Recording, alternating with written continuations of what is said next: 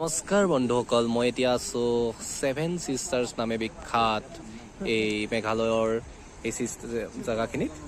এই ঠাইখিনি এইকেইটা একচুৱেলি আপোনালোকে দেখিছে, ইয়াত 7টাকৈ নিজৰা আছে, সেইবাবে ইয়াক ছেভেন ছিষ্টাৰ্ছ বুলি কোৱা হয়। ইয়াৰ প্ৰাকৃতিক সৌন্দৰ্য অতিকৈ মনোৰম। ইয়াত বিভিন্ন দেশ বিদেশৰ পৰা পৰ্যটক আহি থাকে ইয়াক চাবৰ কাৰণে। আপোনালোকে দেখিছে দূৰ দূৰণিত সেয়া পাহাৰ, ভৈয়াম, আৰু এতিয়া সন্ধিয়াৰ সময়, সূৰ্য অস্ত প্ৰায় যাওঁ আৰু অলমষ্ট গৈছে বুলি ক'ব পাৰি। গতিকে এতিয়াৰ সৌন্দৰ্য বহুতেই ধুনীয়া আৰু এই সৌন্দৰ্য উপভোগ কৰিবলৈ এয়া অগণন জনতাৰ ভিৰ আমাৰ মাজত। আপোনালোকে দেখিছে অগণন জনতা বিভিন্ন ঠাইৰ পৰা আহিছে।